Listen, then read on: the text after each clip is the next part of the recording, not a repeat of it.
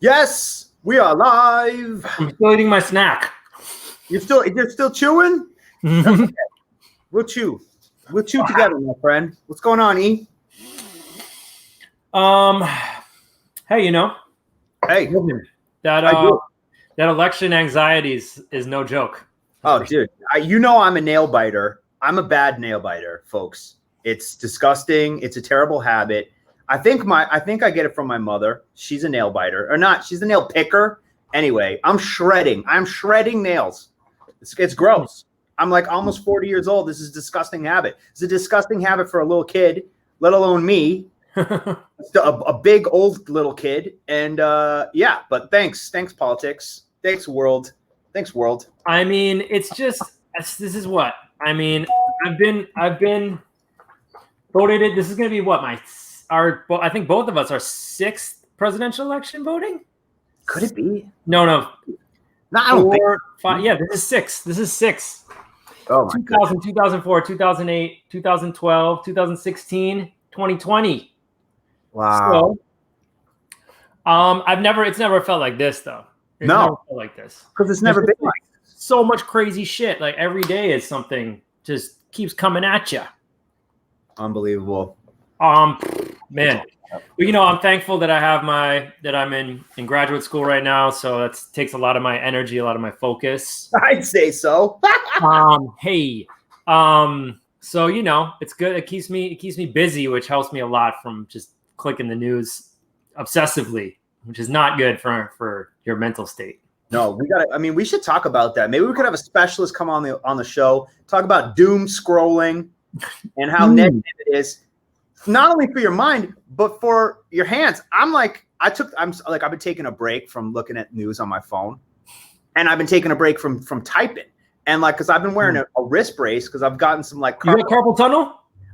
From looking at friggin' Reddit news feeds, looking for nonsense or WhatsApp messaging. I'm done, dude. I'm screwing. My body is rejecting all scrolling. So good job. Hey, I want to get this up though. I want to shout out the homie Ricky at Ilegal Mezcal who gave me this fly Donald Eres un pendejo shirt. Yes, you could go and get yours. ilegalmezcal.com or wherever in there, and 100% of the proceeds from revenue generated from these shirts go to help immigrants in the country. So it's proactive and it sends a good message. I could say a lot about this because my wife is Venezuelan and my mother-in-law was a very famous journalist in Venezuela. And she's been actually writing for a new news, like an online newspaper in coming from Venezuela for Venezuelans. Oh, word. And there are so many Venezuelans in Florida who are big Trump supporters, Yeah, sure. Which is crazy because they're like, well, Biden is like Chavez, Biden is a socialist, but this is just propaganda. It's like Chavez and Trump are actually very similar in how they've been trying to be dictators. Chavez, both of them, it was like destabilizing everything. So it's like the whole ground feels like it's falling out from under you. So when they do crazy shit, you're like, oh, it's just what they do. Like Chavez changed the time zone of Venezuela at some point. Yeah, I remember that. I remember it was shout out to Melina Munoz.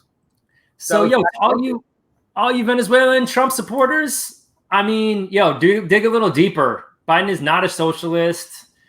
Read some other alternative news sources. Don't just believe everything you're reading here. That's just some propaganda, yo. Yep. We're real. Indeed. But you know what? We've been talking too long. It's time to run. You want to run the intro? I think we should run the intro. All right. Let's do it. Chris, run that intro. This is something special for you. Schmoozing. So that's it! Lonely Sea. Bamboozle. Schmoozing. Talk amongst yourselves.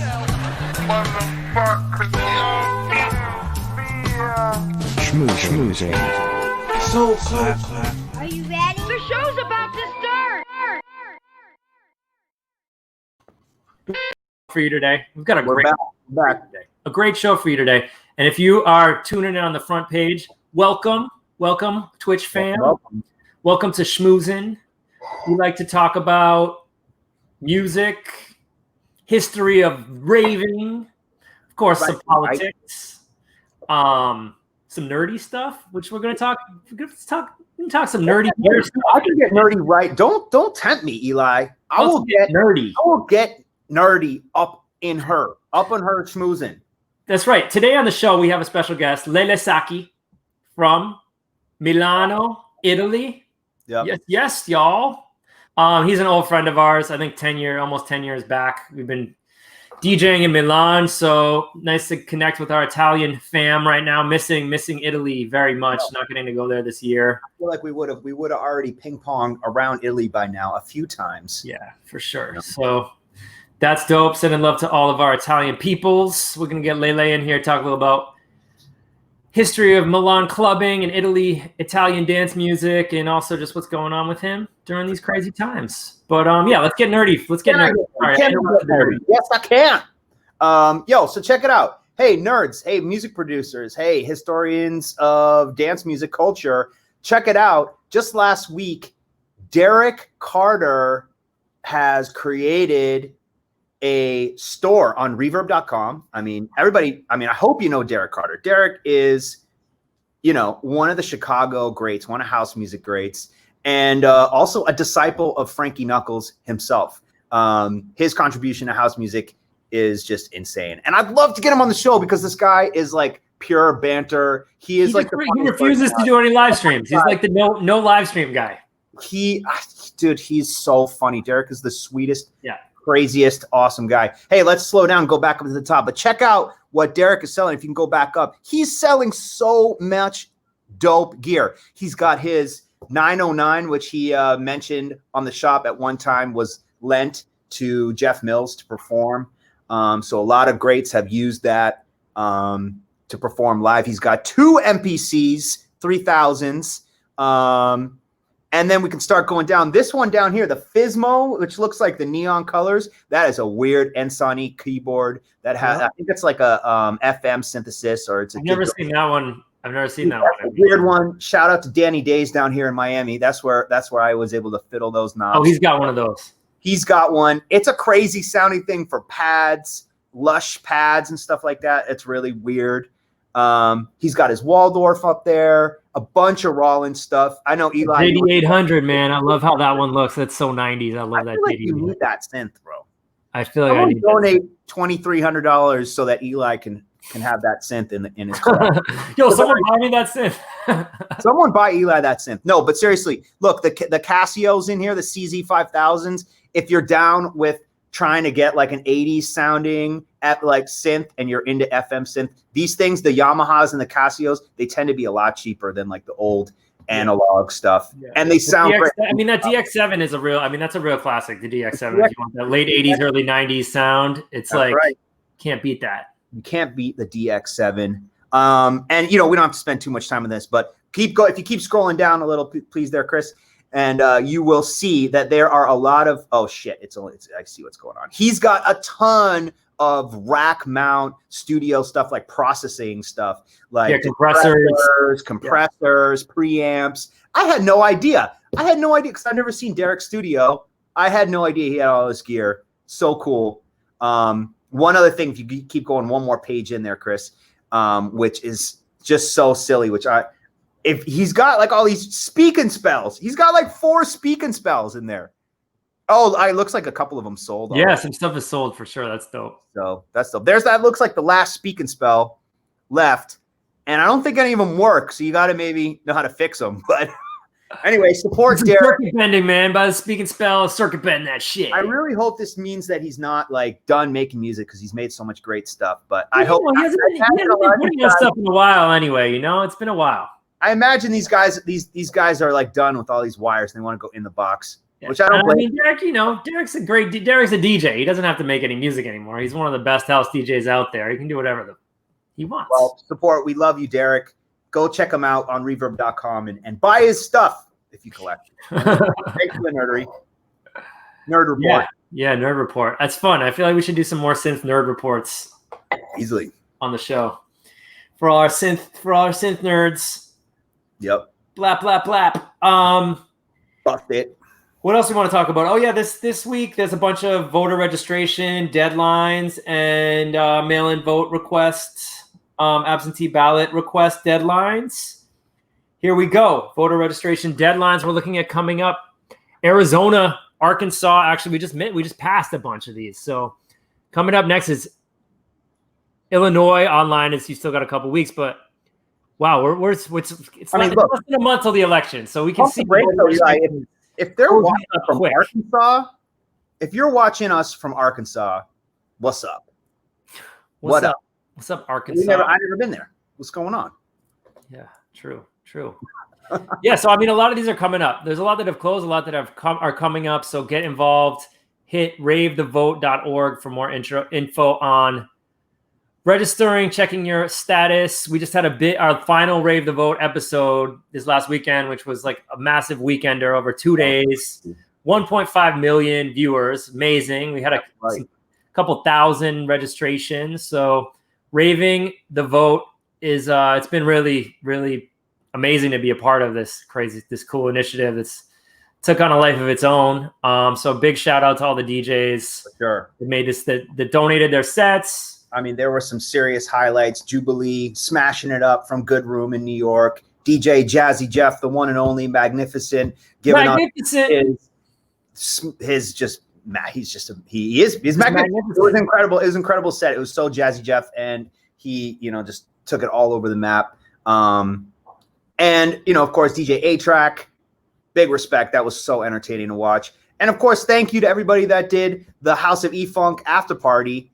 That's always really great, and we're so happy to keep bringing you that programming. Venus X, amazing set. Thank you so much. Marcus Wyatt, who was like doing his thing, like meditation style on the floor, sitting lotus position. Just kept waiting for him to levitate off the ground and float away. Really yogi right there, Marcus. My favorite set of the weekend was Osunlade. Thank you so much, Osunlade. That was incredible. He was like, I think he recorded that set at Marble Bar in Detroit. And it just looked incredible. He was like wearing this like dapper vest, super classy, sort of like speakeasy vibe. And then they had these like mirror balls everywhere and mannequins. So it was like super artsy what he did there. Incredible music. It was really great. I was up in that chat room like all weekend. So that was wild. We got hopefully some big news coming with Twitch in the future. But for now, you got to keep it locked to Schmoozing every Tuesday evening, afternoon, whatever it is. There was one other thing I wanted to talk about, which is over the weekend I got to go to Dia Beacon in upstate New York, which is not far from where I live here in the Hudson Valley. And I got to see Carl Craig's installation there, which is called Party After Party. I'm gonna drop this link for Chris just so you can. There's like I want to see what it looked like. I'm gonna drop this in the chat. It's an installation. It was a massive basement with pillars, like a warehouse, like felt like an old warehouse rave space, almost like you've been in those spaces, like just huge old warehouses like this. That's it right there. Yeah. Oh, what? And, each corner of this massive, football field size basement. It's crazy. It was totally dark. And then each corner had just one vertical, strobe light, color changing light. And then in the very middle, in between the center 6 pillars, they had the speakers facing in on this X. So you would stand on the X, and that's where you would feel and hear the music. And then there would be a spotlight that would turn on and off of you on the X. Wow. And so, going into the room, so there's this and obviously the Carl Craig composed the music for it. So it's like Detroit future, there's spaciness, but then there's comes in with a massive kick drum, in this, because the sound is just in the middle, the reverberations, as you walk into the room, you just kind of feel the bass, as you would be if you were walking up to a rave. Yeah. That feeling of this is a feeling that I miss more than anything, right? Is when you're rolling up to a party, you don't know the venue, you don't know where it is, you're trying to find it, and then you hear that bass. Yeah, you hear that bass, and you're like, "There's a party." Right? You roll up, and you go in, and it gets louder, and it's reverberations, and then you get in the room, and then you hear then you actually hear the sound, the track, or like the whatever else is happening, and the hi-hat, and like the echoes turn into actually being in the sound, and then you're there, right? And that's what this recreated, even though it was just me and my family going into this massive basement. and just like, it's, feel that feeling of raving, like it really captured it. It's family raving. But family raving, contemporary family raving. But it was so powerful, and just like reminded me of how, important this music and this culture is. And this is kind of melancholy. And I guess that's kind of the point of this. It's called party/after party, like the euphoria. And reading what Carl wrote about it, it's like the euphoria of the party and the loneliness of the after party. Uh-oh. So it's like you're in this massive space, alone. So it's really powerful. I mean, Dia Beacon is a cool space. Is this speaking to Carl's particular outlook on the situation? Because you don't have to feel melancholy when the party ends. Well, it's like the after party of being alone. It's being alone, the loneliness. It's not melancholy, it's the loneliness. So maybe the loneliness of what? Like sitting in a hotel room? Of just being, you're going from being with all these people to being by yourself. I think we can all feel that. That's something that happens. That's why a lot of people don't ever want to leave, just want to keep going after party to after party. They may have no one to go home to. Right, exactly. So it's like, that's it's a powerful thing. And especially in this time right now when we can't come together and dance together and be in spaces together, it was even more dramatic, even more powerful to walk into this. That seems like the perfect space for social distancing. It is, and it's like they have like timed ticketing. You had to reserve tickets in advance, and they only let a certain amount of people in each hour. So it was cool, and we had that whole installation to ourselves, which was very cool. I was in there for like 20 minutes at least, and the amazing thing is at one point there's like shutters on windows, and they all open up like panorama bar, like we don't expect it at all, and then they close, and that's it. And it happened once in like the time I was in there. That space looks dope, man. I've never been to Beacon, New York. I've never been to that museum. It's an old Nabisco factory. So what? Yeah, it's huge. Man. All right, well, we've been talking enough. Let's bring in the Bandcamp song of the week. Can I shout out some folks that are just watching right now? I want to shout out Good TV. What's up, though? It's Good TV. Joey Chill, shouting you out. Shout out my mom, Susan Levin. Always. Chris, you want to bring up? Can we get Chris to bring? There we go. Chris, can you keep bringing these guys up? Chill. What up, Joe Chill? Always he kept it crazy real over the weekend. Yeah. It's Good TV. It's popping. Check out their programming. That's dope. Susan Levin, my mom. Annabelle Gavin. Annabelle is in the house. What's up, Annabelle? How you doing? Oh, there she is. Susie. So this is Bandcamp Song of the Week. We do our Bandcamp Song of the Week because we want to support independent artists and labels. The best way to do that is on Bandcamp. There's always so much amazing new music on there, and so much more of that money goes to the labels and the artists than if you're just streaming it. So get on Bandcamp, buy music. It's the future. It's the present. No, I'm saying. That would be a great T-shirt, by the way. It's the future. It's the present. Know what I'm saying? Okay. So this is a EP by Hagen. Don't really know. British producer on, I forget what. Let me check what label. Because it's the label that I follow. That's how this popped up. Yeah, it doesn't really say the label right down there. It just says usually where the label is just says some rights reserved. So this one came out on weird, huh? I don't know. Oh, this is on Gobstopper Records. Okay. I don't know how I found this one. Weird. Okay, whatever. I found it. You must follow Hagen. You must be a Hagen fan. And yeah, this is like, I'm really inspired by kind of like not 4/4 beats right now, whether it's like Afro beats vibes or more of like the UK garage two-step influence. And Hagen is a talented producer with deep Ghanaian roots and UK upbringing. So he's kind of bringing those two sensibilities together, which is cool. And Waves is more of a club track, but going to this Carl Craig show made me kind of appreciate club music again after not doing that for a long time. So Let's hear it, man. hit it. Bandcamp song of the week.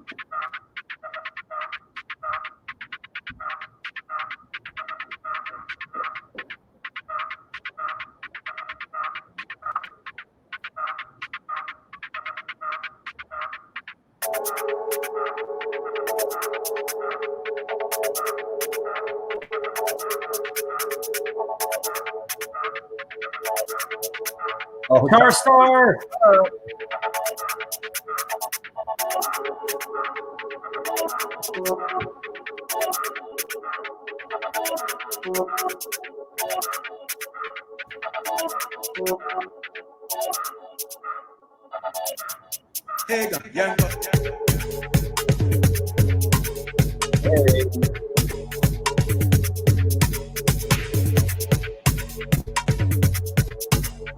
Got like the jungle bass.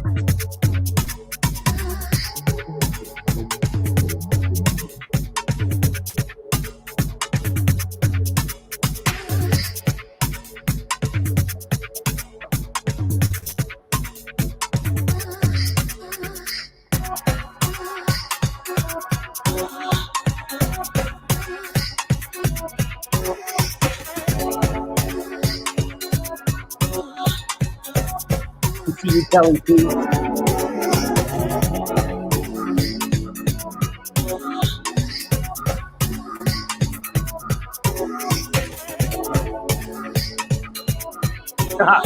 Shout out my mom.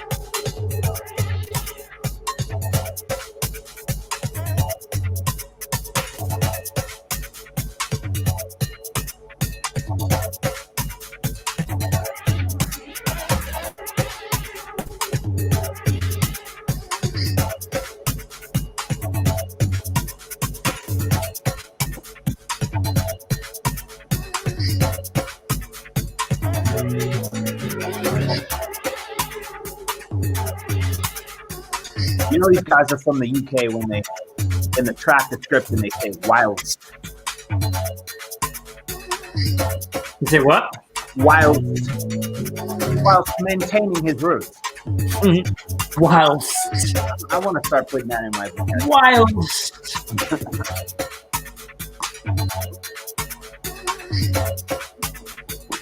Yeah, I think as the weather, it's just natural as the weather gets colder to get more into more raw kind of sounds again. Summer's. My weather doesn't get cold, Eli.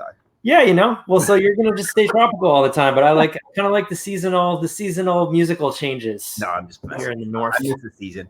I miss a good season. I miss a foliage. Yeah, there's some beautiful trees up here right now. Speaking of foliage, should we bring in Lele? That segue was not. Let's do it. Let's bring in Lele. Look, if you were tuning in today because you were hoping to see Heidi on the show, she's not here. But even better, from Milan, Italia, Lele Sacchi. ladies and gentlemen. Ciao. Hey, Eli, Charlie. Ciao, ciao. Ciao, ciao. Thank you for having me on the show. And we all say hello to Heidi. She's a good friend. Yeah, for sure. Well. Yeah. Well, she could have been here in person, but she's not. That's okay. We love Yeah. you. Yeah, I mean, I'm sure she's going to be back.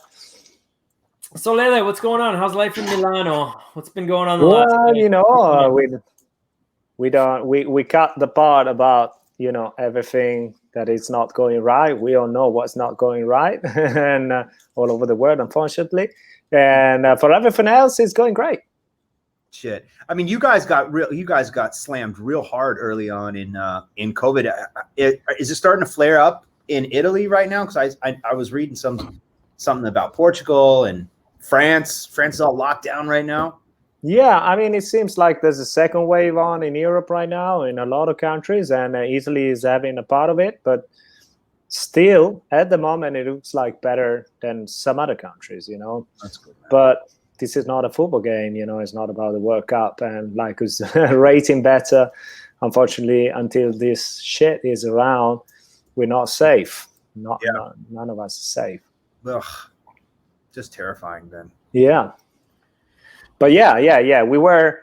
I remember, you know, talking with Eli and with you about the party in Miami. I mean, I was on the lineup of the Soul Club party in Miami, and then party of the Sat, your guy in New York in March, and that's when the lockdown started here, partially at the beginning. So we were going back and forth and saying what's happening with the quarantine, if I'm coming, what's going on, and then everything gone shut here and there. So yeah, we thought there was still at that. I remember like going through this whole thing of thinking there was hope, and you being like, well, maybe I can make it out. And we were actually supposed to come to Milan like the of course, April, yeah, like right after, and it was like, well, you know, maybe we'll be able to go, and then very quickly it became clear that this was like it's crazy to think about those days back then, you know, because it all looked like it was some you know, passing fade or something that would have gone down, and we were all saying, okay, maybe just, you know, some adjusting, and then we're going to be safe after just like 2 weeks, a month or something, and then this is where we are right now. Yeah, I think like we don't the crazy part of it, and like I was saying with the election here in the US, is like the uncertainty is what's so difficult, right? We knew there was an end, if we knew when we could start up again and you could plan for it, it would be a lot different. But when it's just like this, you just have to kind of accept with COVID, it's like you have to accept the uncertainty in your psyche and let it be a part of you in order to be able to go on and like make it positive, which I'm thankful that I've been able to do, you know, and I think a lot of people in music have been able to take this time to reflect. Use it for reflection and focusing on other things rather than just like waiting and hoping and just, wondering when it's going to start. So. We learned days by days, weeks by weeks on accepting what's going on and adapting to it, and maybe focusing on new projects, trying to, write new ideas, whether in like producing new music or just maybe, like whatever it is, but trying to stay alive and put the music out. Like they got a radio show that is going on weekly on national radio here that kept me concentrated on listening to new stuff, because when you're not DJing in a club, if you're DJing in a club, it's like you're losing an arm or something, it's like part of what you do day to day, So luckily the radio show kept me on, and then, a lot of these contests for people, for friends and, comrades like you, help to keep the spirit high. Music is out there. So, music hasn't died at all. That's what I'm keeping on saying. And especially here in Europe, there's a lot of ways. We opened up Apollo last weekend, only, sitting down at tables with like cocktails and dinners, but with DJ sets or live music. You can come to Apollo and enjoy good music with underground artists, new artists, local artists. We've done a whole weekend of local artists, and it's still music there. It's good music. You cannot dance, but still, you can contribute to the scene in a way or another. At the end of the day, in places where you can, because in a lot of countries you can even go to have a drink, but you were going to have a drink anyway. Why not go into your local venue where you used to dance while it's doing something else? You're helping them anyway. Yeah, and I mean support. I mean something that's become more and more clear is that many venues that we know and love will be gone at the end of all this. Yeah. I think it's clear that governments are not really going to step in on a large enough scale to save independent venues. I mean, definitely here in the U.S. I'm not. I know the UK still. I see petitions going around and people pushing for some kind of intervention. I'm not sure what's happening in Italy, but has there been talk of with the government of supporting venues so everything doesn't close? Well, I'm actually in the board of directors of this new commission that has born during the lockdown, during the quarantine, called the Club and Festival Commission, with very credible people of the scene to be, a good voice to talk with the government and with whoever is in charge to help out. And we had a lot of chats with the actual Minister of Economics, not the minister himself, but his right-hand arm, an MP who was like 40 years old, and he was coming to club. That's why we had the contact with him, and our president went to talk at their offices twice, and so a few things are coming. Not enough, but little things are coming. And we had some help for autonomous workers. Most of DJs are registered as autonomous workers. A little helps. It's not enough. The scene, the music needs more. And I just saw last night Roberto Saviano on TV. Maybe you know who he is. He's a bestseller writer, also in the U.S., the writer of the Gomorrah book, and this book's about criminal world, Gomorrah, the series, is the author, and, that is crazy. Read the book, watch the show. Yeah, the book, he wrote the book, and then the book, made the show, and then he made one about the Mexican cartel and everything, and he's very deep into that. And he was on TV last night saying, look, all the entertainment business, the restaurant business, the bar business, and all of this, they're going to end up in mafia hands if there's no state help, because they have the money to just go to people that have problems right now and help them out, but they want something in change. So what's the solution? Is that helicopter money, just, throw the money to people who need it. Some money would end up in the wrong hands, of course, but it's going to be less than what's happening if it's not, if there's no help from the states. The only help is going to be from the criminal world. Of course, the guy who wrote the big mafia series thinks that it's happening, man. It's happening. People when they need help, they go. He was saying one very crazy thing that really struck on me, that criminal people is giving money without percentages, without loans. Now they're giving you the money, no interest. They're gonna ask you no returns for now. It's gonna come. Wink, wink, wink, wink. It's gonna come at some point. They're gonna ask you something back. Crazy. So we need legal aid. We need legal help. We need legal money. We need the state to help who's in need. Not everyone is in need. Let's remember, entertainment system. A lot of people at the luck. I've been working for 25 years. Luckily, I can manage. A lot of other people, a lot of entrepreneurs. Not everyone, but who needs it? We have the states, the local government has to give them money. We have to keep the scene alive.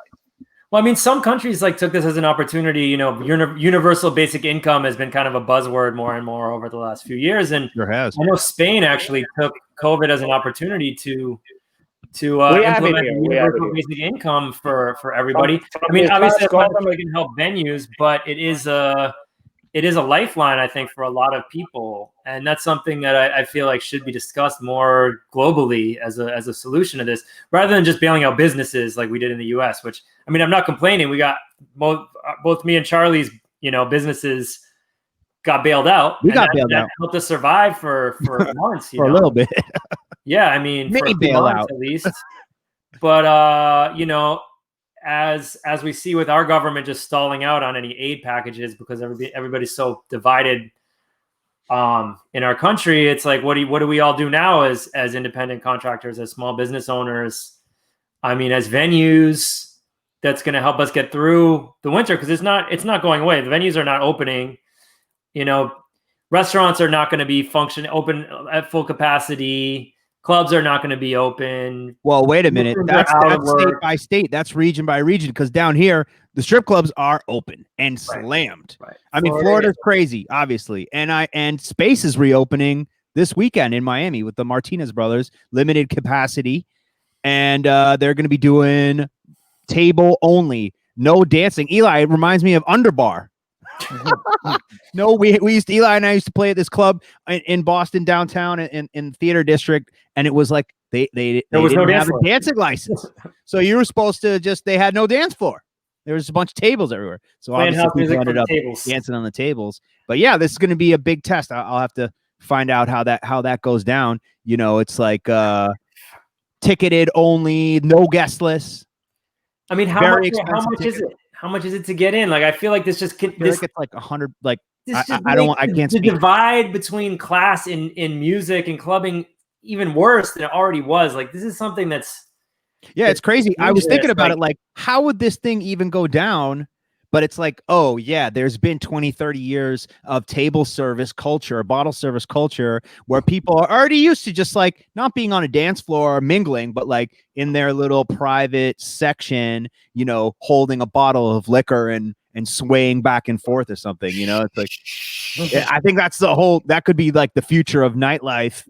Well, I mean, we've talked about From this on the show It can before. be, That it there's like can be. there's this divide. There's this divide that already I think had started in dance music of like the more big room commercial whatever it is versus the underground culture like that was still vibrant, and we see like with more queer parties, more representative of Black artists and minority artists. It's like I think it was already happening, and I think this is going to really exacerbate a split in the scene. Maybe, And like, maybe in not. New York, Maybe there's an opportunity anyway to have like, because like big places have a lot of expenses and they need a lot of ticket sales, a lot of people going in apart from the table services. Whereas maybe like underground places, they can live with limited capacity and local DJs or underground DJs that don't cost a lot, no big fees. So, I mean, there are two sides to it. The important thing is that our business, our scene, our culture finds a way to talk with institutions, with governments, with local governments to find a safe way to open and have a cash flow, because the problem is the cash flow, So even small, it's not bad, Yeah, no, I think that I mean, I don't know if you're seeing this in Milan or in Italy. Like in New York, there's a lot of undergrounds happening, like undergrounds, like raves. Definitely younger folks, obviously. Like I haven't been to any of these, but I hear about it. I have friends who are playing and organizing these parties, and I mean that's like the real underground local community thing. I think it's happening, and like from a sustainability perspective, thinking about carbon footprints and all that stuff, not flying around and supporting local scenes sure seems like a great way forward out of this. If that comes out of it and there's more support for local DJs and local communities, I think that's actually something positive that can come out of all this. Yeah, I mean, even like, I've been into squats in the early 90s when I was a teenager a lot. They were a big thing here in Italy, especially, but in a lot of other countries in Europe. That's where you heard the new sounds and, cutting edge music. And they were illegal. And there are still a few. I'm not against being illegal if it means, pushing new cultures. Yeah. I mean, it's not about the law of the states, but we know that we cannot be. We have to be serious about the situation, about the virus, about the epidemic. I'm with you there on that.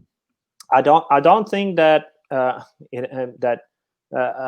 potential squat might be more dangerous if they respect a way of giving music to people who is distanced, who wears face mask, who might be 50 people in a room of 200.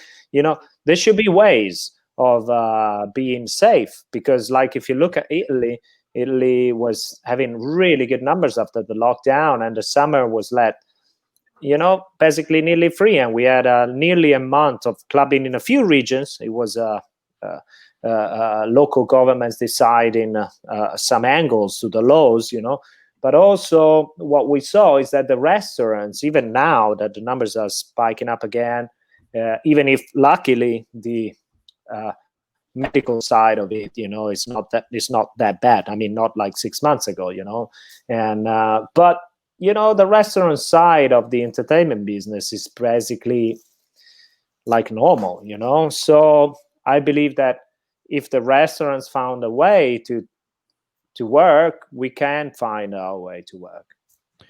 I'm with you, Lele, and you took the words right out of my mouth. Like, I'm also all for spreading the culture, pushing it forward, taking this shit back underground. I think that's entirely necessary. Just ping-ponging off of what Eli said about this big divide happening between bottle service and this upper crust clubbing culture, and what's really coming next with the younger generation. But yeah, until we have some, like, we don't have control of this thing, unless everybody respects it and plays by the rules. And I'm all about going out and getting your jollies. If you're a young person, you want to go out, you want to get fucked up, you want to meet people, you want to have a love life. That's great, but I mean, this is dangerous and this is serious and it needs to be taken seriously. It's just like, I mean, what are these kids doing in a warehouse? Like, I mean, maybe, I don't know, I haven't been there, so I can't say that they're not respecting the rules or just playing it safe. Look, I know how my like horny guy friends are in terms of whether or not they're wearing condoms or not. They know what the deal is here. You know what I mean? Like,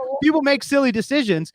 It's just, you gotta do here. When you're drunk or high, private parties. Exactly. If some guy is throwing up his birthday party in a loft with 100 people, there's definitely no control there. Yeah, for sure. And as soon as people get a little bit tipsy, wear face mask, everybody drinking from the same glasses, and so I believe that venues and promoters would put more effort if they're ethical. But I know that the majority are ethical. One other thing is that we don't have to divide right now. The whole entertainment system has to stick together. I feel okay with Live Nation right now. I might not feel okay with Live Nation. Companies like that. Well, you better, because the only venues left are going to be Live Nation venues. Definitely the only ones that are going to get funding. But I saw the CEO of Live Nation Italy on the biggest newspaper here the other day talking about the speed tests, that they're just developing right now. That could be a solution. You have a test that you have a result in 10 minutes, or even down to 5 minutes. And he was pushing about it. In upstate or like northern Pennsylvania last weekend. They had double testing. You had to mail in a test within 5 days, and then they had rapid testing when you arrived. You stayed in your car. I mean, it's like 20 minutes. You had your test result. So we have to go in a direction. What Live Nation wants is different from what we want. I mean, if they're testing again, they want to put people together. We want to put people together. So we have to follow a path, and they have a bigger voice. So why not, for once, not criticize these guys and try to follow maybe some common rules? I don't think it's so much as a criticism, so much as just the reality of, like, I mean, what we're dealing with now, like, space opens with $100, $150 bottle service tickets. No, these are other versus like another underground thing, parties. It's like, it's clear. It's not trying to divide people. It's just clear that there is a divide now. That's another story. But this posh clubs thing, I mean, it's not a word at all. It's not a word like Nation also, or these companies, but still a bit more similar maybe, because the way they organize the shows, they want people sticking together in the front of the stage. That's what we want in clubs. So they're thinking and focusing on having people sticking together again. Those posh clubs, they can work on another level. Basically it's all about table orders and prostitution, and I mean, look, but wait, I want to set the record straight though. I'm not trying to hate on Space, because they are doing like interesting things, and they're like pushing the culture, and they're like, they're an important part of Miami nightlife. I just pray that these guys are playing it safe, and I know them, and I hope that they're going to be protecting their constituents, their patrons rather, and trying to. I'm sure that they will be. They're they're setting their role models. I want them as a venue owner. Like, I totally understand. You got to do what you can to stay open for sure, and I'm sure they're going to be taking the precautions because they're going to be under so much scrutiny. I'm just saying that it's clear that this is creating this divide in the scene, right? That was already starting. And what COVID is doing is gonna be really exacerbating it from like superstar DJs to the actual culture is going to be separated on a level that it has kind of been heading, but even more, I feel like. Wait, I have a question, Eve, because you were talking about the last weekend and when you were playing the festival. Did you see people like getting turned around and like sent home? Well, here's the funny part. I got a positive test. Wait, what? My first test was a false positive. So now I don't know if it's because I was a DJ or if they were doing this for everybody. They brought me back around and they gave me 2 more tests, which both came back negative. It's an antibody test? No, it's not an antibody test. It's an actual test. So like I think probably I got the benefit of the doubt because I'm a DJ. So they brought me back around and they gave me 2 more tests to make sure that it was a false positive. Because they're getting like something like 15% are false positives with this. Well, what percent are false negatives? Well, I mean, I don't know. I don't know what the percentage is. No, it's not perfect. No, these instant tests are like they're not perfect. They still got to waste. No, but like, if 15% are false positive, then you could assume that maybe 15% are false negative. No, sure, it's totally possible. But they're doing the 2 levels of testing, right? So you send a test in 5 days before, plus getting the test on site. There, the statistical chance of you actually having it goes down very significantly from doing those 2 rounds of testing. Wait, so what was going through your mind when you got that positive? I was like, what the fuck? Like of all the times to get COVID, it's when I actually have my first gig in 6 months. Like, I got to be on stage. What? I was like, what is going on? Really? How would I get COVID now? I'm like, taking precautions. That's the other problem we have it right now. I mean, I talked with a lot of friends who are doctors, and it also they don't really completely trust the tests. I mean, they have a percentages of false negative, false positives. Then it depends on who handles the tests, because the nurse can do it wrong. And so I do believe that we have soon to go on another level, on a level of helping who's sick and, but like going onto a different level, this level of just testing and being scared about numbers, having numbers every day, we just get really annoyed, confused, scared, or positive one day, another. There has to be a different. We need a different. What is that way? I don't know. It's not my job. I'm nearly unemployed. It's their job. Yeah, no. And at the same time, though, like I stopped reading articles about what might happen and where we may be and what this might bring, and like because it just no one knows. Like even the most educated doctors and experienced epidemiologists and statisticians and no one knows. No one really knows where we're going with all this. So it's just like you got to just accept that we're all along for the ride here. Yeah, not only that, but like you could have the best scientists and the most qualified scientists in the world giving you hard data facts about like what to do and which precautions, and you'll have some dingleberry like in the White House, telling you completely the contrary. So. Well, I mean, even scientists have got it wrong, There's like, because we're learning as we go still, like we saw World Health Organization really got some things wrong at the beginning, but like, what can you do? It's a new situation. We're all learning. So, I mean, it's easy to say, well, scientists don't know anything. Well, no, actually doctors and scientists know a lot, but they can't predict the future. No. Yeah. No. So, I mean, shit. Enough about that. I'm sure people are tired of hearing all about this stuff. Yeah, it does. It's important to talk about. I think our industry is one of the most affected industries because of this. And like, to be fair, it's like it's not a life or death thing. It's just about dancing and coming together and all the things that brings. And those are all positive things, but it's not the most important. But still, like this is affecting us every day, and we think about this, and we have to think about this every day. And really, it's a part of the fiber of society. It's not only the economics or our job, our arts, our love, but society can't sustain a longer period without dancing, hugging, people going together, living the community. It's like. But not only for clubbing, I mean, going to the stadium to watch a game, that it all has to be back soon, or we're going to lose the actual, bonding and fiber of how we live together.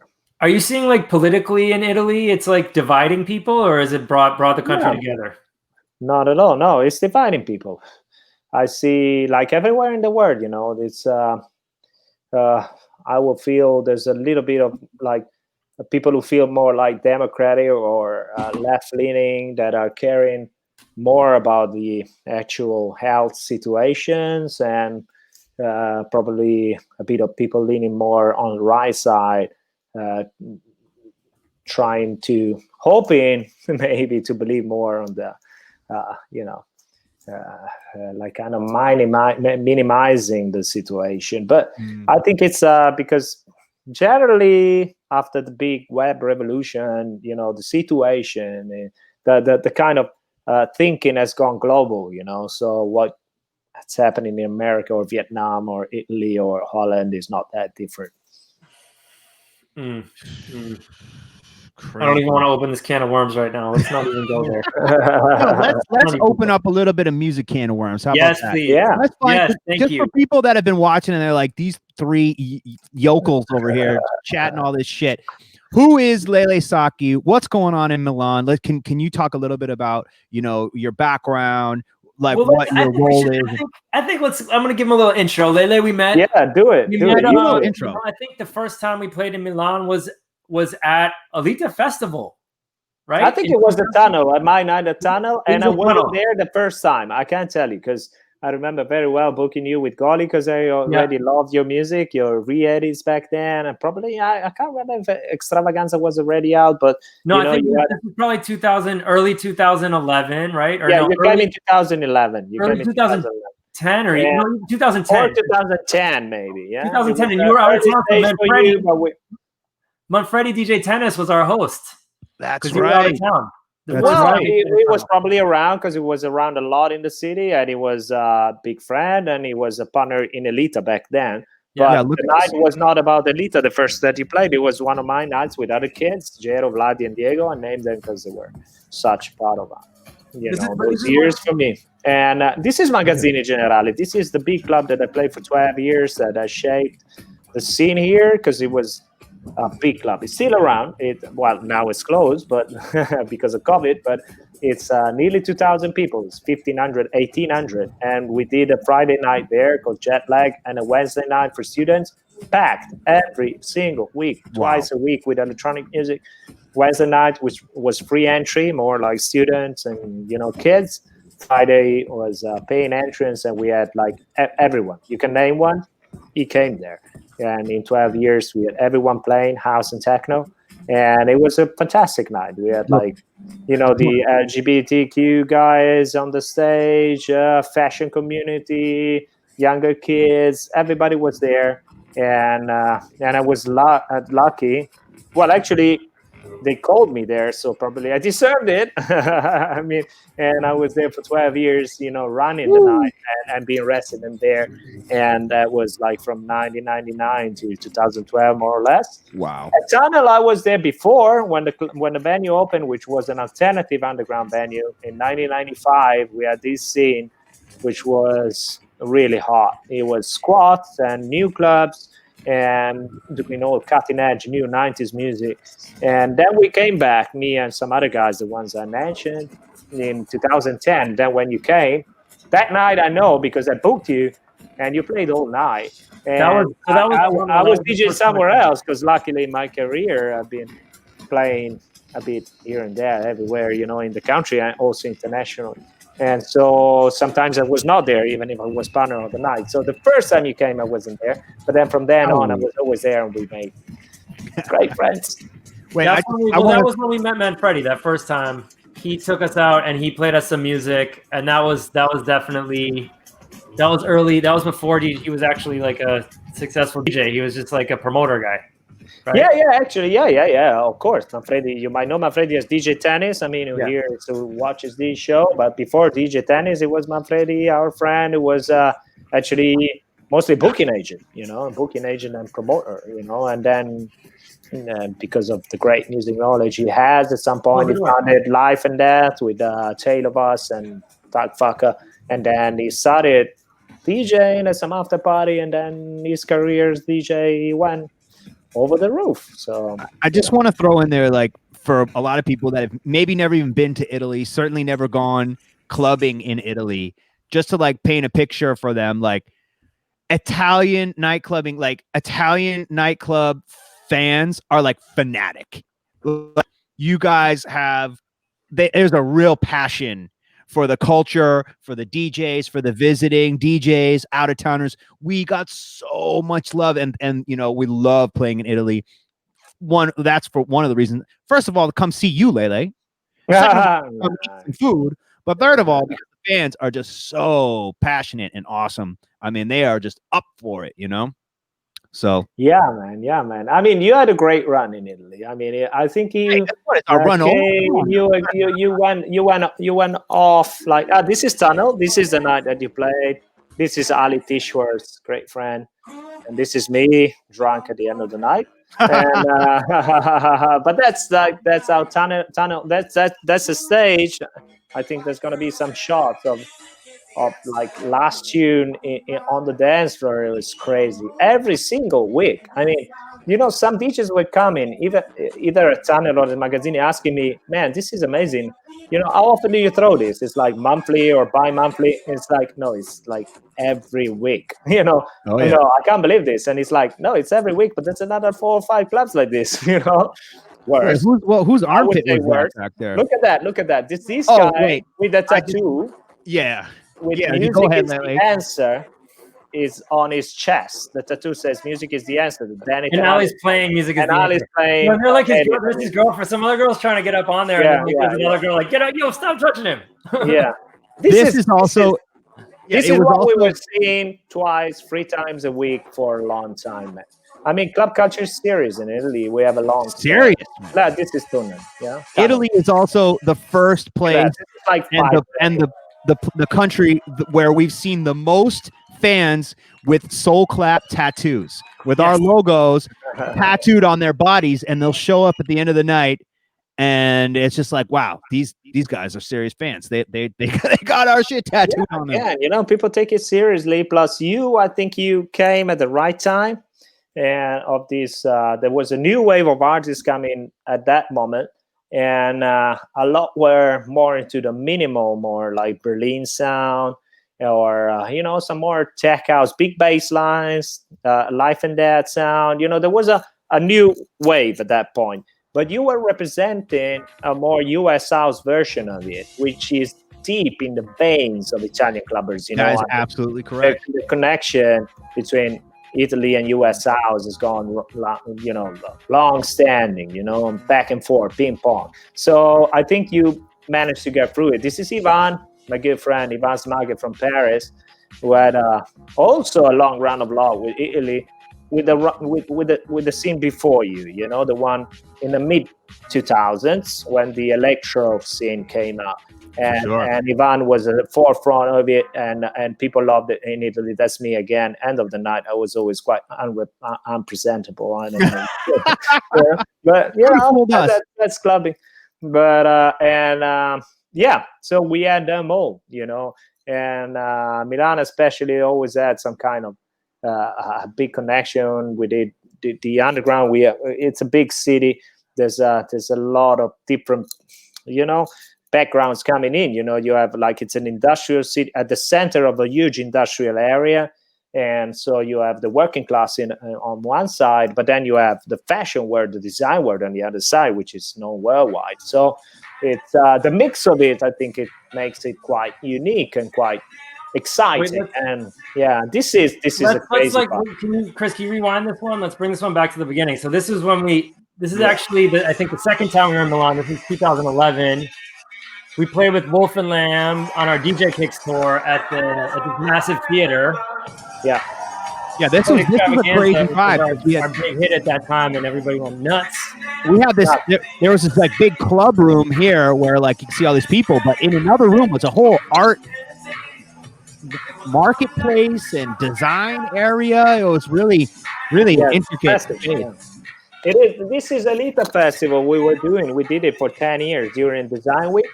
Incredible. And Design Week is not Fashion Week. It's the week about furniture design, interior design, you know, which is more interesting, is less connected with the, you know, with the kind of fashion wear, but more into the architects and, you know, designers. Really cool. It's a huge event from the city. It drew before COVID, 300,000 people to the city in 1 week. Chris, let's turn it up. Let's try to catch a minute of the vibe here.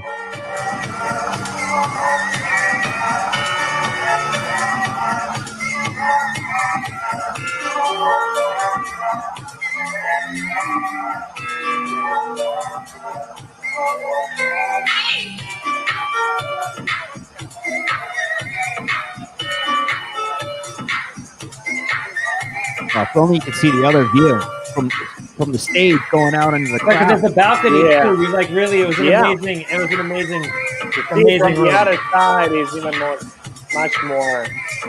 This is probably from the balcony. This video. Yeah, it's a very cool theater that we used for a few years for the main shows, and then it was the closing party of the week on Sundays. Everybody was coming there, and yeah, some amazing memories. This crowd in particular, you and Wolf and Lamb playing, all of you four back to back together.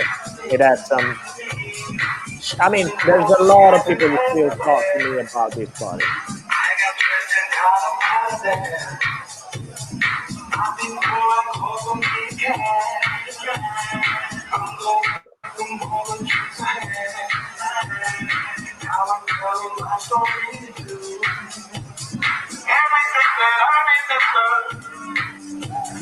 Especially also one thing, like, you know, we can have a lot of videos about like a lot of people and the DJ playing, but the quality of the people that we had at some of these parties Unbelievable. was just amazing. I mean, it was very mixed, you know, like a lot of girls, a lot of gays, a lot of, you know, like mixed races. You know, they were not just full, you know, because you can have really have cool a about rave. Milan. Yeah. Like Milan has a really, some because of the parties, fashion industry there, there's a great mix of younger folks and older folks and different backgrounds and different orientations coming together for these parties, which makes Milan really special. I feel especially that you caught that because having this a part of your sound traces back to a tradition of US dance music, more traditional. You know, you're modern, but you trace back to that. You always drew also an audience, like, you know, older audience and the gay audience who always loved, you know, the tradition that traces back to Larry Levan and Frankie. Frankie Knuckles in Italy was a superstar. For sure. I'm so glad that you brought that up, Lele, because you're absolutely spot on the money. When you talk about Frankie Knuckles, Masters at Work, Ted Patterson, David Morales, Kenny Carpenter. Guys, what was the production? David Morales, Angels, right? Kenny Carpenter, they live in Italy. Unbelievable. Kenny Carpenter used to live in Italy? Kenny Carpenter lives in Rome. David Morales lives in Bologna. Frankie Knuckles lived in Bologna for a while. You know, it's just Teddy Patterson, I think, lived there as well. I mean, all that thing. Tony Humphries, I think he played more shows here than in New Jersey. I mean, I'm pretty sure. Unbelievable. So the fact that you add in one way, you know, mix, you know, the sounds helped you guys to have like these kind of mixed audience as well. Such a special place, man. Italy's such an incredible country, and it's so much fun to travel around there and do those shows. Oh my gosh. Not only like, and you had so many cool, we done so many great shows together, not only in Milan, but also like out in the Amalfi Coast, or like, you know, and other like which body of water is it? Is that Mediterranean though? No. The whole sea is called Mediterranean. Then it has different names. Adriatic. The Adriatic. Adriatic is on the eastern side. All those shows on the Adriatic. Crazy. Ionian. I'm getting so hungry talking about this, by the way. You need some pasta, man. Unbelievable. Let me do that. You know, I'm from Milan. I'm not like, you know, this. I want to tell our viewers a funny story, which is that like I love fennel. All right. I love my veggies. I love fennel, but like I will ask for a finocchio. Finocchio, yeah. Finocchio is like, you know, it's also a bad word. I mean, it's a bad word. It means like gay guy. It means fag. Yeah, so, it's faggot. I mean, like a bad word, but not the worst. I'm just saying it's a funny story. Is man? Yeah, but Charlie hungry at a restaurant, eating his antipasti, asking for finocchio, and getting then laughed again, at I by mean, the table service. It's the name of the fennel. I mean, if you order that in a restaurant, nobody says nothing. I mean, but if you are saying it to, I just think you it's funny shouldn't that say a it fennel has been to a guy, sexualized you in will this get way. insulted. I don't know where it comes from, really. I mean, it's like Are there any other gender specific vegetables out there? good That's what I want to know about. I'm not sure. I don't think What so. do you think, Eli? No. You look deep in thought over there. I was trying to find videos of Frankie Knuckles at in Italy just to see There crowds. are dozens or hundreds, but the thing is, like, of course, it's difficult to find videos from back in the days. You know, I mean, it's like there's all these documentaries, which is a subject that we should talk about, that are coming up right now. But it's very difficult to find pictures or videos from the 90s. You know, nobody was going out with cameras, especially clubbing. You know, like filming stuff. You know, so a lot. You know, we only have flyers left. We got a taste. We got a taste of it though. Remember, Eli, when we were, I feel like where were we? We were down south or something, and Louis Vega was performing with Anane, and we got invited to go hang out with them. We went and met Moses and Louis. Oh yeah, this was Masters at Work playing in Napoli for the first time after like Napoli. There 10 you go. years, 15 years, like thousands of people on the beach. Yeah, Masters at Work in Napoli most likely a taste of what was going as Maradona. I think, you know, you have in Napoli, you have Maradona and Masters at Work. I mean, on the same level. I'm not joking. We got to send a quick shout out to all the folks from Paxahow Twitch who just rated us. What's up, Paxahow? What up, Detroit? What up, you just got out of the Shigeto set, right? I saw there was a Shigeto DJ set today. So big shout out to all those folks. For sure. Well, there's another. Can we do another Italian story? Can I do another Italian story? Yes. Remember the time that we were playing in Italy and like this like rival club mafia like set off this tear gas or whatever, like pepper spray up in the club? That was we were in Vicenza, which is right by Venice. Unbelievable. And we were playing a pretty decent mid-sized club with some homies. And I remember No Regular Play. Yeah. It was No Regular Play was performing, and all of a sudden everybody just starts leaving. We're like, yo, are they that bad? What happened? Like, yeah, we're like, why is No Regular Play clearing the floor? Meanwhile, Greg Paul is the Trump player, comes backstage because he's blowing the horn. He's like, dude, my eyes, I can't breathe. And then I think you and I started DJing or something. No. It was all of a sudden it was like you didn't smell it at first. Then all of a sudden it was just blown out. It was a stink bomb or like no, it was like a mace or some shit. Tear gas. It burned your eyes. We had to go hide in the kitchen. It happened a few times. It happened a few times around. You know, it's sometimes it. I can't be sure that it was a competitor doing that. You know, this there were like some anti-Lele low life. No, it wasn't me promoting that night in Vicenza at all. It was you. But I'm saying it never happened. Maybe that's why. Maybe it was you, Lele. Yeah, it was me. No, but there was a period when there were a few, you know, low life kids, you know, doing little robbery, pickpocketing. With that. Right, but the promoters actually said it was because they would do the tear gas, and then people would run out of the club, and girls would leave their purses. Yeah, and smartphones, and they would roll in and steal stuff. Chains and stuff. You know, that happened for a while. Unfortunately, we had a very, very bad accident happening because of that with teenagers to a trap show, and with that, unfortunately, that happened like a couple of years. Yeah. There was another time when it was when we played with you, Lele, at what was that? What's that big club on the coast? I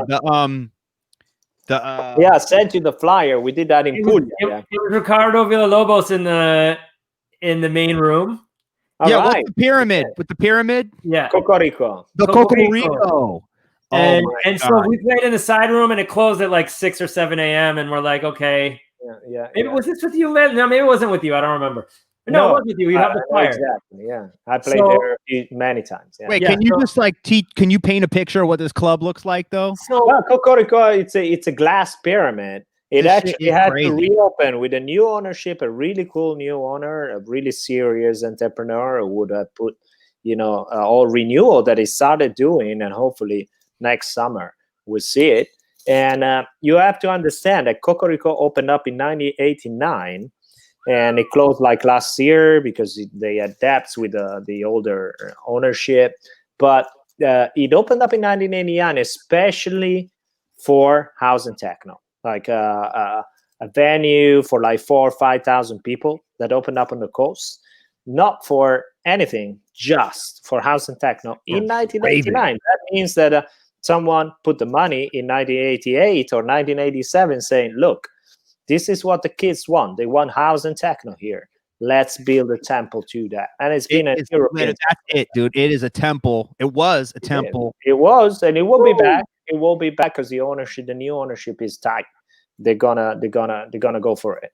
And that's the story of how club culture is so deep in this country that a multimillionaire affair like that opened up back then, just for this music, for our culture, Well, so when we played at Coco Rico, hit him with the story, and we finished at like 6 or 7 a.m. And I went to the main room. The main room is still. This is like in the middle of the summer. It's a beach town. Like everybody's on holiday, just raving. Like raving, hanging out there. I don't get to. It's not very often I get to see Villalobos, so it's cool. Villalobos playing the main room all morning, and like maybe about like nine or so in the morning. Like it's definitely like light outside, pretty much daytime. And all of a sudden, one of the like main lighting rigs. Yeah, we started smelling. We started smelling some like burning plastic kind of thing. Burning plastic. One of the main lighting rigs caught fire, and everybody's just like standing there, like, "What do we do?"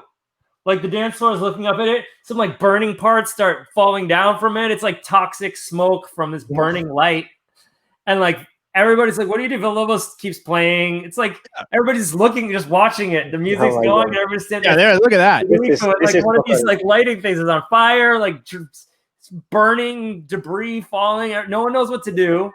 So finally, everybody just runs outside. Just like you can't be in there anymore because your eyes are just burning. Everybody tried to keep raving, and it just was burning everybody's eyes so much. Yeah, I must have left. Someone took a fire extinguisher and sprayed it out, and then everybody came right back in, and it just smelled so bad I had to leave. After that, I was like done. I'm like, I'm not going back in there. That's just like I must have bounced like earlier than you, Eli, because I just remember the thing was on fire, and I just looked over, and there's these like group of beautiful Italian girls, and they're just like gurning their faces off on ecstasy and just like dancing. And I was just like, I'm out of here. These people, they don't care. They're here to see. They're like, what do we want to do? We want to like, inhale like burning plastic or Villalobos. They're like, no, we want Ricardo. Yeah, unbelievable. Typical. I mean, not typical that things are set on fire in clubs in Italy, but typical that people would stay in anyways. That's kind of love that we had, and we hope that we're gonna have soon back. There it is. That's great. It's really dramatic as the sun comes up and it's just like light and it gets hot. The sun is cooking this. It's all glass, hot in there. What a beautiful building, though. It's crazy looking. Well, you have to understand, and I think you got the vinyl selection about this because we're talking about that period and that area and those DJs from that area, and you selected the vinyl, Charlie, about this. And because people think about Ibiza, but Rimini and Riccione were Ibiza before Ibiza. Oh, because it's like Ibiza clubbing was big, but it was at that point at the end of the 80s was still very mixed up until really like nearly the end of the 90s. It was really mixed with also very commercial clubbing. This called spuma parties, which it's still mixed with very commercial clubbing. That's like such a big part of it. Now even the commercial parties has electronic sounds, But right. Like maybe the foam parties with the top 40 dance hits, Not only were these the top 40 dance parties, but the spuma parties, as far as I've seen on flyers, hosted by famous Italian porno stud. Yeah. Oh, it might happen, yeah. But they were always like transvestite. He's a big deal in Italy. Presenting in Ibiza, Wasn't he like running for mayor or something? No, I don't think so. But Rocco's big. I mean, Rocco's big worldwide. I mean, what's wrong with Rocco? I mean, he's a porn star. I mean, it's like, he does his job. And there's actually a very interesting documentary. He's very conflicted. He was very conflicted about his job. He was, yeah, of course, yeah. Interesting, complicated soul.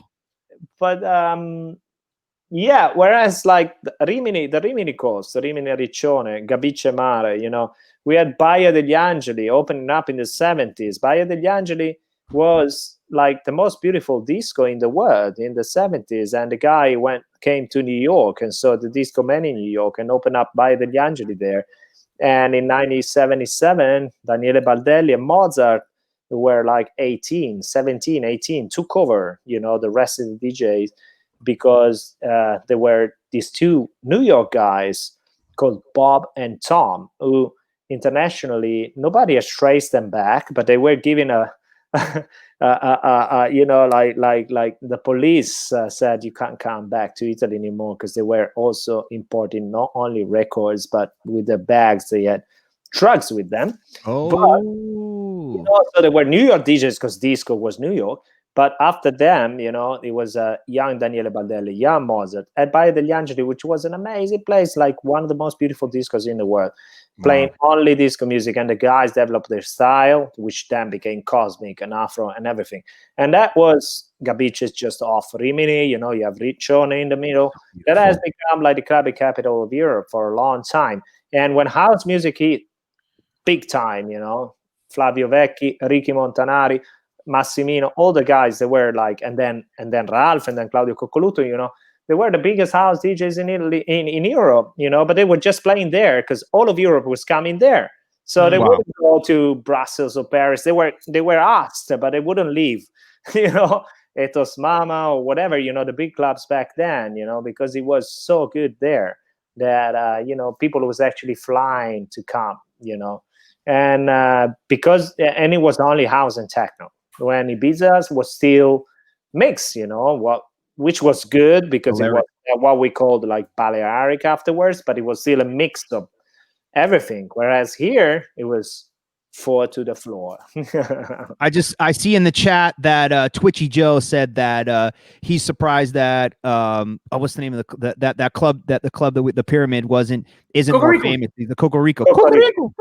He's surprised that it's not as famous these days. And just to reiterate that the club is currently closed, but like I said, it's going to be reopening very soon. Last year, they didn't do the last summer. I think it closed before last summer, before COVID.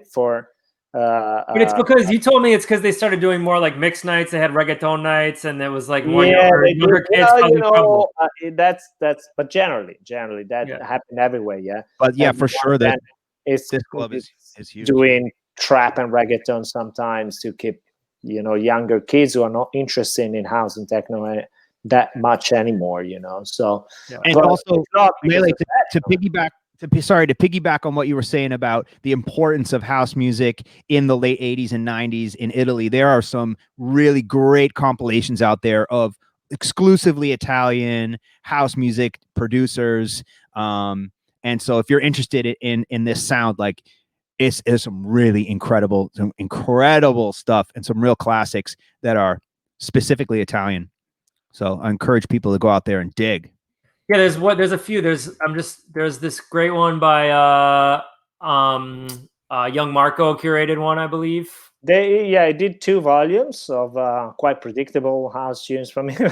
Well, he's not Italian, so he's not. He doesn't have the deep cuts. I mean, he did a good job. Am I tripping? Did Joey Negro do one? Did Dave Lee do one? Joey Negro did a really good one. That's the one I'm thinking of. That's a really good one. And what is that? Did that come out on Zip Records or? Yeah, Mark. I can't remember where John Negro came out, but like. Marco did a great job on 2 compilations. I'm saying predictable just because for us, the Joy Negro one is called Italo House. That's what I'm thinking of. Oh my gosh, what a great comp! Joy Negro changed his name. He just goes by Dave Lee now. Yeah, I'm sorry. I apologize, Dave Lee. He's always been Dave Lee. Yeah, but I think he explained very well why. Should we drop this Gesto Funk video? So this is from that area of Italy, right? This is Gesto Funk is actually Mozart. So there's a good bridge of coming from that end of the 70s disco, and then what became known as cosmic or Afro for the early 80s, and then getting into house, and in the 90s forming a trio, which was kind of a band. They had musicians as well, and digging back to the funk roots of dance Get it. music. CC Rogers is singing on this, and this was in the charts in Italy, France, in Belgium, in a lot of places in Europe, in the charts like top 20. We're talking about P8 back then. The sample is 1997 Escape from New York, man.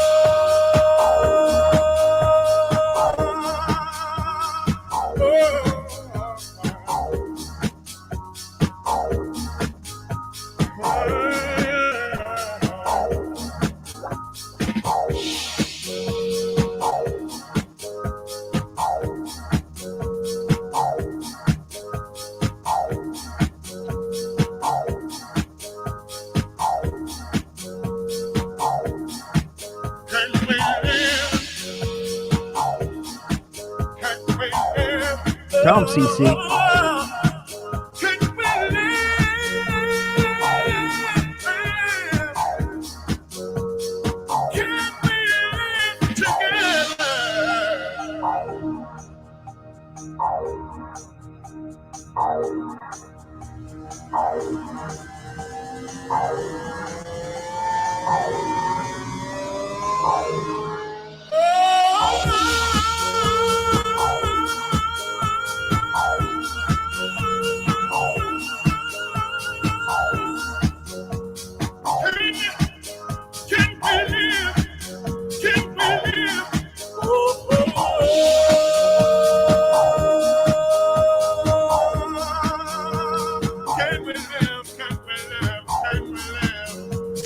And these guys, it's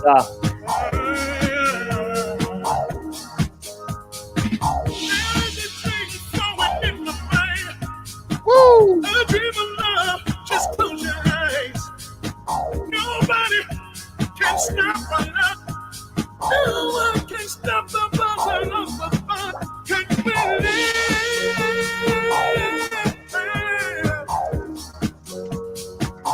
What a tune. yeah, very significant.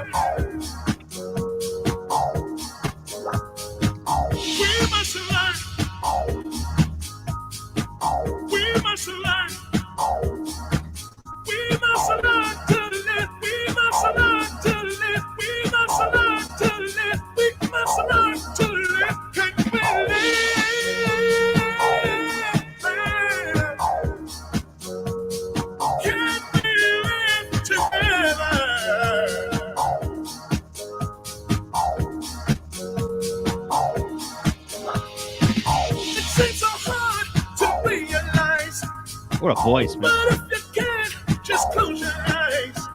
Nobody can stop the love.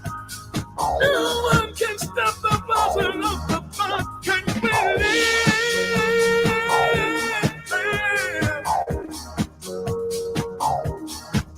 Can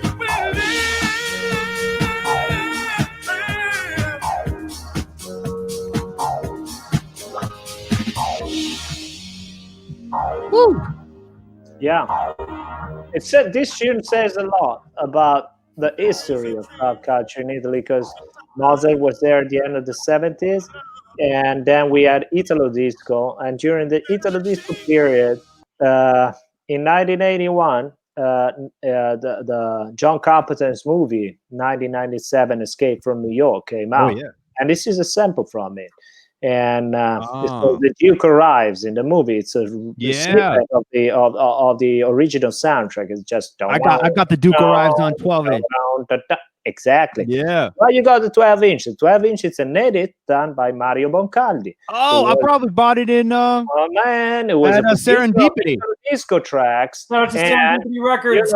because the film was big and people was dancing to these grooves at Cosmic, at Typhoon, at Chicago, at the big Cosmic Afro disco of the era. So he made an edit, of that song with that beat. And then Mozart in '94 takes the beats out, so it all traces back. But C.C. Rogers was a house star, so he made a bit of a house spin on it. So I chose this track because it tells a story. That's a great record. Just a little CC Rogers history. CC Rogers from Cleveland, Ohio, which is, as we all know, a very important city for funk and soul music. And his record with Marshall Jefferson, "Someday," back in the late '80s, is an absolute house anthem. Yeah, so probably one of the best his voice of all time. And I really do. He's one of the great gospel house. I played with CC last summer a couple of times because Tommy, my friend Tommy V from Venice, a producer and DJ, like funky house DJ. We played Blue Marlin, Ibiza, and Blue Marlin Mykonos, and he's always doing a show with having either CC Rogers or Barbara Tucker singing a PA before DJ sets. Oh, so cool. I Shout out spent to Barbara. a couple of nights with CC. Still a cool guy. Very cool. We're supposed to get Barbara Tucker on the show sometime, right? We need to get Barbara on Tucker. We need to get CC Rogers on the show. I can get you in touch. Yeah, let's do it, man. Yes. Oh, that's so cool. What a tune. I was gonna say, like, when we started coming to Italy, though, there was like in those early 2000s, like Italian producers really kind of got a bad rap. Like they didn't get any respect outside of Italy and Europe. I was noticing, there was this kind of moment when like no one wanted to book Italians, put out Italian music. Really? It was a weird time, right?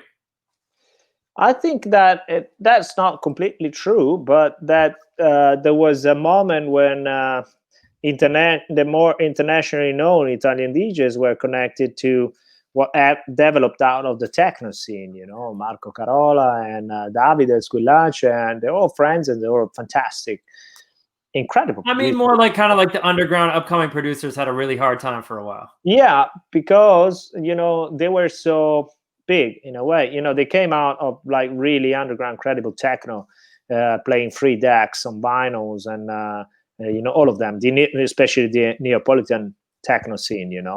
And Marco, Gaetano Parisio, Cerrone, Davide Squillace, Marcantonio, they were fantastic. Those records are still amazing. I still play them.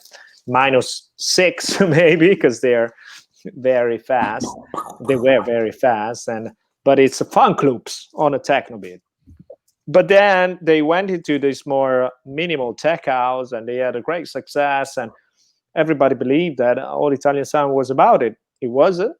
But of course, you get pigeonholed in a way sometimes when there's very well-known people at the forefront. Especially, you have always to understand, and outside of US and UK, where you dig deeper. You have medias, you have radios, you have a lot of attention, so people dig deeper underneath the surface. For the other countries, there's the surface. So the surface in Italy in the early 2000s, mid 2000s, was minimal tech house, and which was at the top of the game.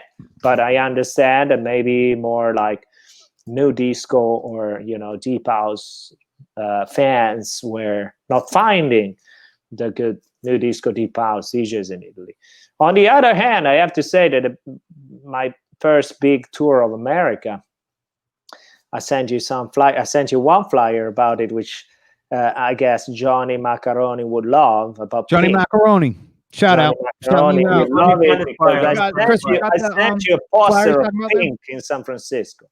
That was 2004. Me playing at Pink in San Francisco. Johnny came there. Ooh. And when I toured in 2004, just had my first Boogie Drama records out and a record on 2020 Vision still Boogie Drum. I mean, me and San Diego, but with the Sacchi and San Diego name, because Ralph wanted its own name for its own label. 2020 Vision back then was like the coolest Hot. deep house label in the world.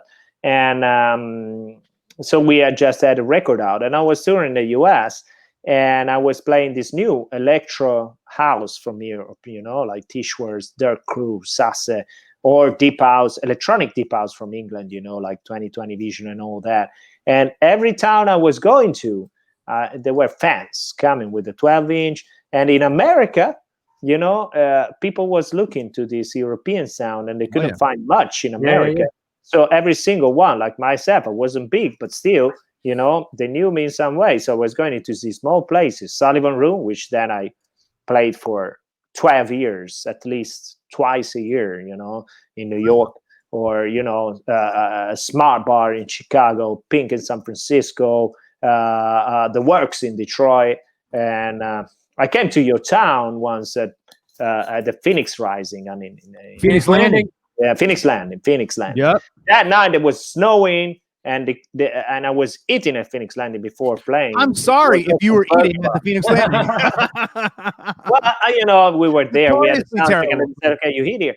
And then there's these guys coming up and they say, "You Lele Sacchi," because people believe that CH in most of the languages is a chi and not a K. But in Italian it's a K. Because we fans, we have your compilations that I did in 2001 were distributed worldwide. We have just a couple of records that they had the 2020 Vision, one on Brick Rouge, and this label Get Physical. I had all these records out back then. It was a cool label in Europe. And we drove from, and I said, well, but it's snowing. Yeah, it took us like 3 hours to come here. And the night was only like 100 people. But, there was these 2 cars coming from Maine or somewhere, they came especially.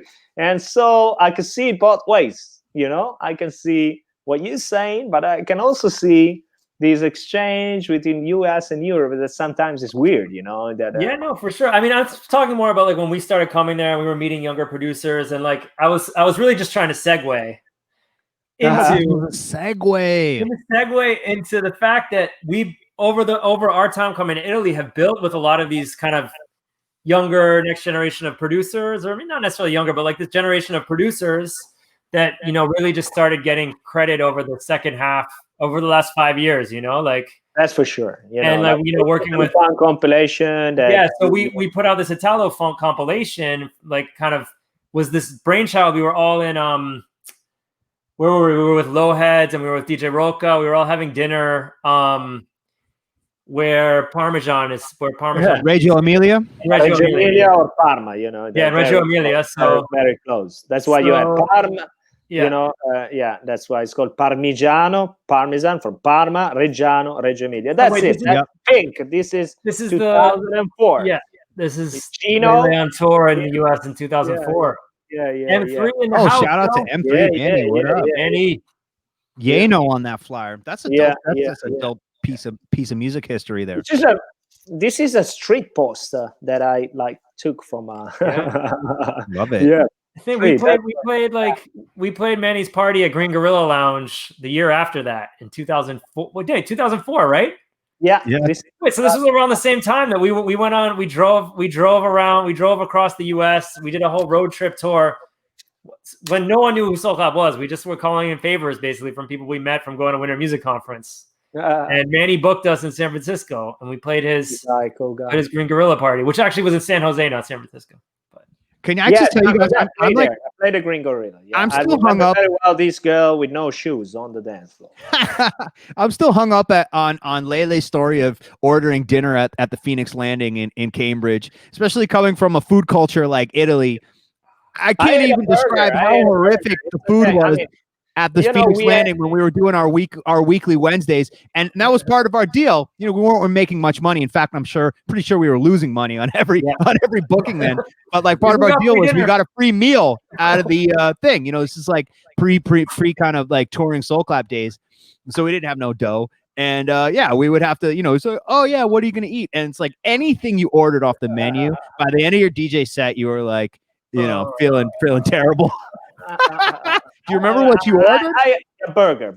I'm sure. The burger. Yeah, I think the burger Yeah, probably is the only burger. thing. The only thing that's like what you should always order at an Irish bar. You club. now have really fancy, nice burger restaurants now here, but even in 2004, if you wanted a burger here, you had a couple of rock bars, like hard rock bars who had them, or McDonald's, So in America, This you was like a you rare, wanted a burger. rare fruit.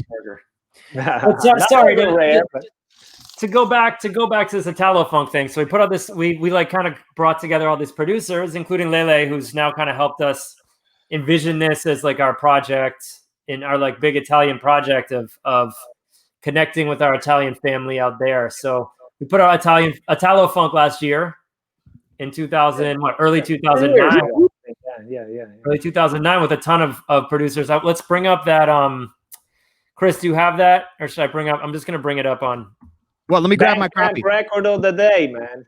That was the Bandcamp record of the day. Yeah, we got Bandcamp record of the day for the Italo funk. So it was a two vinyl comp, but also obviously on Bandcamp. I'm gonna drop this link in here. And so I mean, I think it's like there's such a cool sound now of Italy, of new music coming out of Italy. Like, yeah.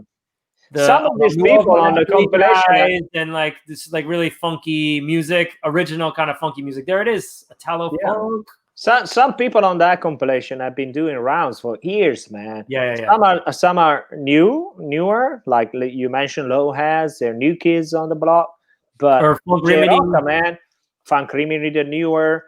But you got the Pasta Boys guys because there's in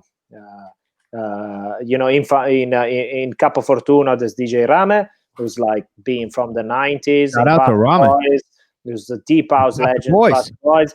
You got DJ Rocca, who was the resident at Mafia Club, which is not Mafia with two Fs. It was a tribute to this post-punk band from England, and which was the best breakbeat drum and bass clubs in Italy in the mid-90s. I was playing there a lot when I was playing those sounds. And some people is older, always done good shit. Some people is new, so it shows. Yeah, no, I guess it is. Yeah, Tiger and Woods, Marco Pazzarani. Marco from Tiger and Woods was the first guy importing stuff from Submerged Detroit, and he's a big friend of Matt Mike. I mean, some people trace back to the 90s, some people are newer, but that shows, I would say, the heritage. It goes back and forth in time. We got to shout out Wovo, DJ Memory Man. Yeah, of course. And the whole Bologna family over there. Yeah, for sure. Yep. You can't forget Rame if you're going to shout out Wovo. I already did. I already did shout out Rame. Okay. Come on now. Rame's all over this. Capo Fortuna also, which is a collab with Funk Rimini. Yeah, exactly. Ricky Cardelli. So it's Ricky. We're working on Italo Funk Volume 2 now. We've got a bunch of the submissions in. So we're going to have another volume of this funky Italian electronic music coming for you. Bam. Let's play this track. Let's track while we're here. Let's play that. Let's play that track. Let's drop Which one? Proud. There we go. Proud to present. I'm going to take this opportunity for a bathroom break. Ladies and gentlemen. Proud to present. Ladies and gentlemen. Proud to present.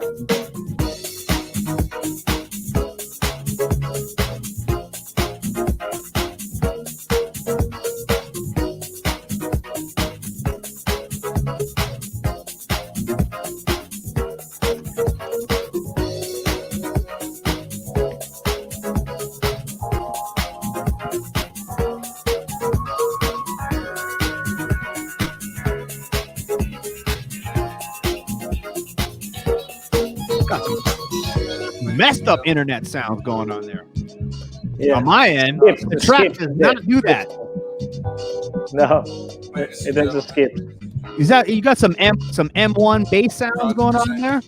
Yeah, there's some M1 added on top of the sample. Yeah. Sample is a classic boogie track. We won't name it. Voice is classic as well. We won't name it.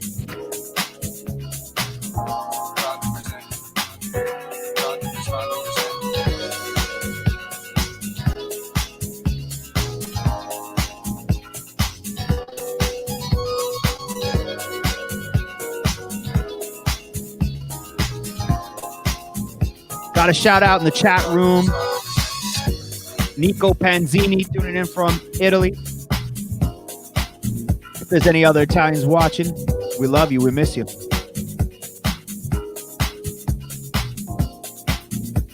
Sounds like I'm doing the pitch control, yeah, up and down. No, the track don't do that. Lele, what are you using to make music these days? Well, I start from my home here, actually this room, where you can see the Obama Shepherd Ferry artwork, but it's a little studio that I have in the house, and I start from samples and beats, and I lay down there on my own computer with machine and the computer, and then I go in the studio. This tune was done in the studio I was using before for doing the final, like the engineering, mixing, and the keyboards and stuff. But now I'm working with Claudio Brioschi, that you know from Booted Sax and Brioschi tracks. Oh yeah. You're gonna have a new Brioschi track on the Ethel Funk Volume 2. I'm gonna send it to you guys. I got here. Fantastic. And he's got a new studio called Prisma Sonoro. He's got a great array of synths, and he's got Fender Rhodes, proper basses, guitars, drums, like instruments. So, we start from stuff that I write. I can't wait to hear that. Yeah, Burning Babylon has been done there. And in the Prisma Sonoro, with Brioschi Engineering, the single that I just did for your record label. Let's bring that one up. Let's do it, man. Let's hear it. We gotta. This just came out This came out on Friday on Soul Club Records. Absolutely. Yeah. Got some heat. Yeah, it's fire. That tune is fire, man.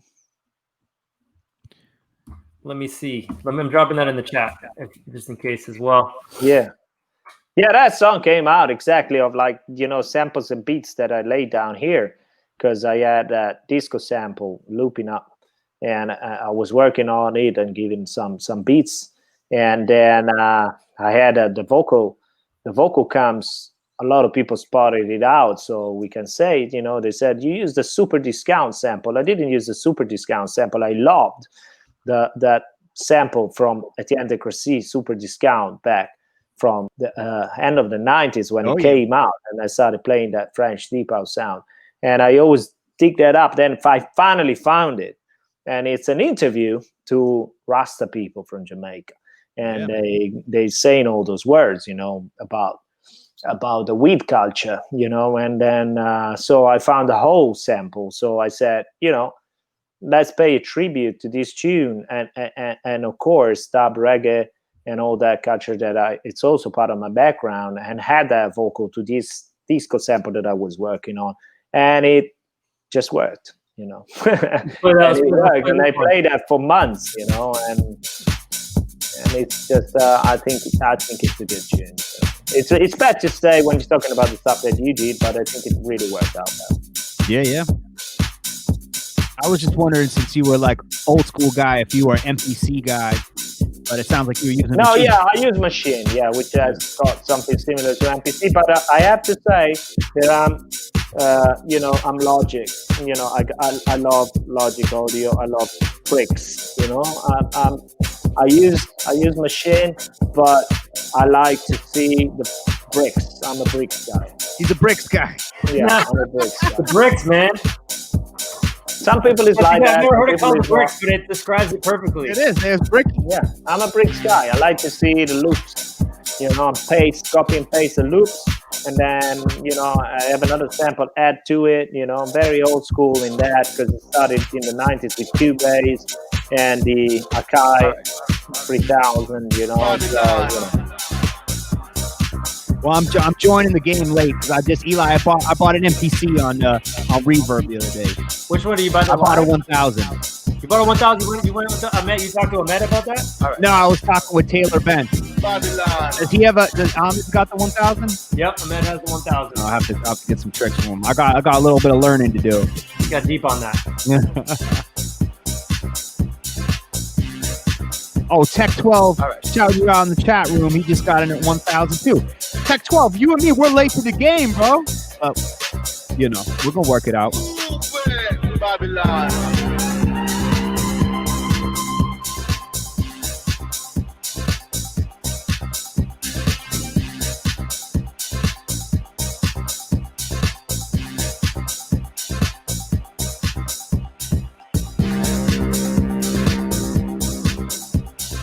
All right.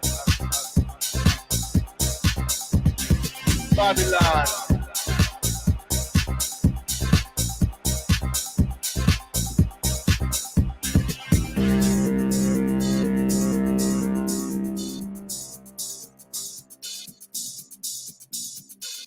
Babylon.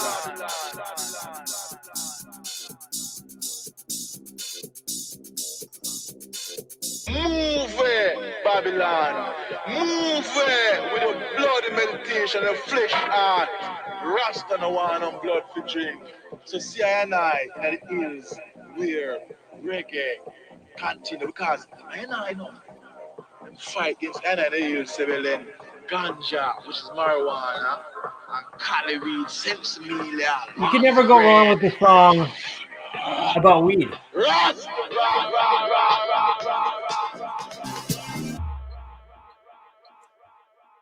Babylon.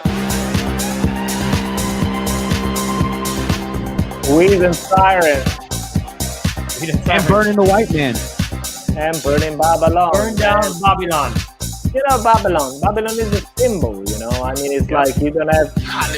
It goes back to the Bible, you know. I mean, the Rasta took that from the Bible. In the Bible references, Babylon was Rome, which was, you know, the capital of the empire, you know.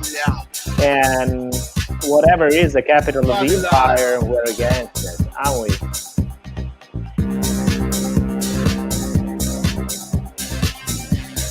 I think we got to open the history books up and kind of identify what was going on with the Roman Empire. It sounds pretty messed up, man.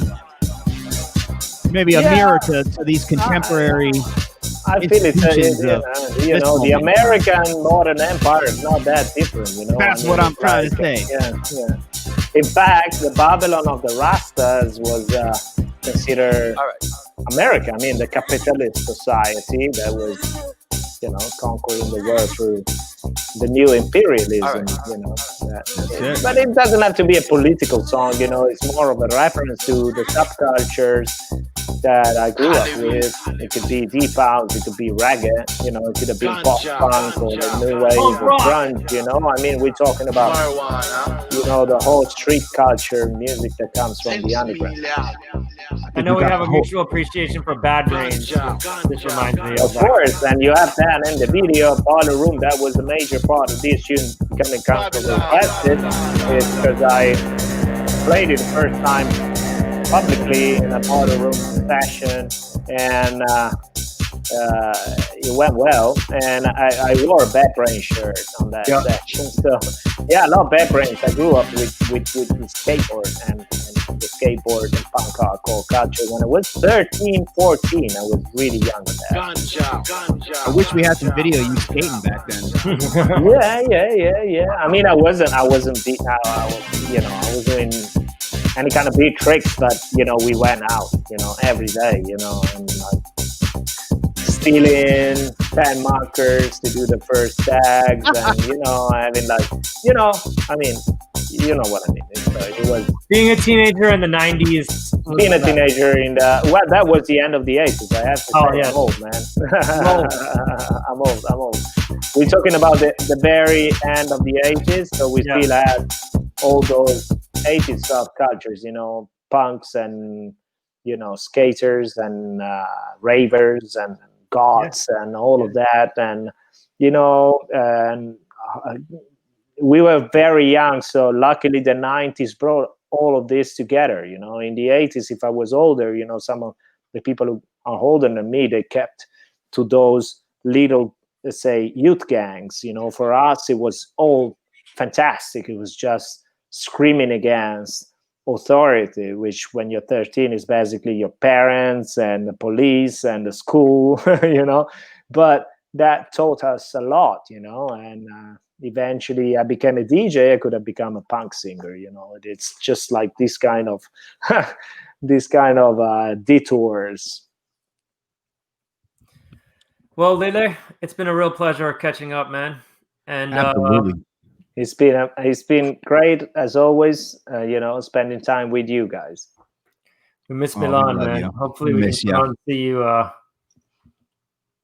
in the summer. Yeah, and I miss Miami and New York. I miss the Yeah, come US, on you know. through. As soon as it's safe, we gotta have you through. And you know, I hope that this posted back here, you know, and I know a lot of Americans are watching this. You know, I mean, I believe you deserve better. I love America. I grew up with most of what I grew up with. You know, all that skate culture, you know, and Bad Brains, or the punk hardcore culture, or the funk from the Washington 70s. D.C. House Bad Brains. and techno from Chicago and Detroit, you know, whatever, New York music, you know, Yeah. whatever, CBGBs, Talking Heads, whatever, you know. I love America, so I owe a lot to America, you know, and I think America, you know, deserves more than Donald Trump. So do your Lele. job, do your job. Vote.